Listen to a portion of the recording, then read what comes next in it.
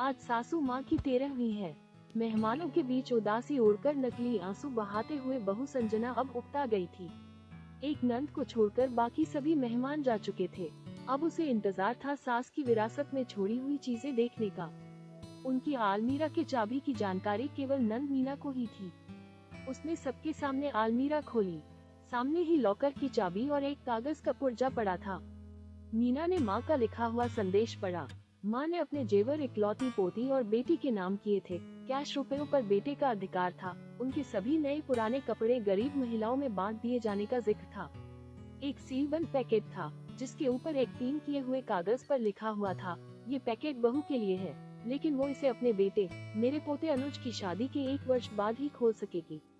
मेरी अंतिम इच्छा के अनुसार तब तक ये बैंक के लॉकर में रख दिया जाए। बेटे ने वो पैकेट बैंक के लॉकर में रखवा दिया। दिन गुजरते गए। 6 महीने बाद अनुज की शादी हो गई। सगाई पहले ही हो चुकी थी। बहू आराधना के घर में आते ही संजना ने कुछ राहत महसूस की। अब वो अपना ध्यान अपने पति और अपने स्वास्थ्य पर ही देना चाहती थी। वो बात बात पर बहू को निर्देश देती, लेकिन आराधना उसके कहे को एक कान से सुनकर दूसरे से झटक देती। सास की कही हर बात का उल्टा जवाब देती। धीरे धीरे उसने सास को रसोई से बेदखल कर दिया। समय गुजरता रहा और संजना हालात से समझौता करती गई। अब पुराना संयुक्त परिवारों का जमाना नहीं रहा, जब सास बहू पर हावी हुआ करती थी। आज की बहुएं सास को अच्छा होने का मौका ही नहीं देती, बल्कि ऐसा माहौल पैदा कर देती हैं, जिससे उसे बुरा साबित किया जा सके और मौका मिलते ही पति को लेकर उड़ जाती हैं। गई सदी के इतिहास के वे पन्ने जब सास बहू पर हावी हुआ करती थी, आज की बहुओं ने फाड़कर फेंक ही दिए हैं।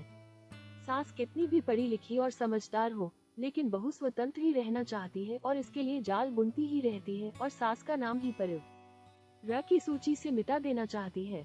उसने भी तो यही किया था न अपनी सास सुमित्रा के साथ।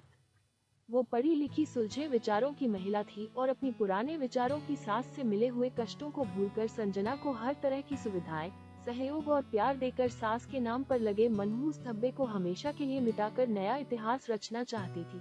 लेकिन संजना क्षण भर भी खुशी न दे सकी थी उसे। आज उसे सास की बहुत याद आ रही थी। तभी सामने लगे कैलेंडर पर उसकी निगाह पड़ गई। 2 दिन बाद ही बेटे बहू की शादी की पहली वर्षगांठ है।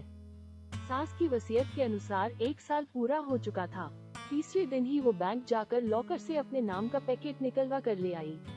मन में उथल पुथल मची हुई थी कि आखिर उसे सास ने क्या दिया होगा। बेटे बहू के इधर उधर होते ही उसने वो पैकेट खोल दिया। अंदर सास के तह किए हुए लगभग 1 दर्जन पुराने रुमाल थे और एक दूसरा पैकेट भी था। देखकर अचानक उसकी आंखें एक सवाल ही सिकुड़ गईं। साथ ही पिन किए हुए कागज पर लिखे शब्द पढ़ने लगी। बहू, ये वे रुमाल हैं, जिनसे मैं बेटे का विवाह होने के 1 साल बाद से मृत्यु पर्यंत आंसू पोंछती रही। पढ़कर उसकी आंखों से अविरल आंसू बहने लगे। रोते रोते उसने दूसरा पैकेट खोला। उसमें उतने ही बिल्कुल नए रुमाल थे और वैसा ही कागज का टुकड़ा पिन किया हुआ था। उसे कहीं से सास की आवाज सुनाई दी, बहू, रो रही हो ना? ये रुमाल तुम्हें अपनी अंतिम सांस तक आंसू पोंछने के काम आएंगे। और उसने एक रुमाल उठाकर अपने आंसू पोंछ लिए।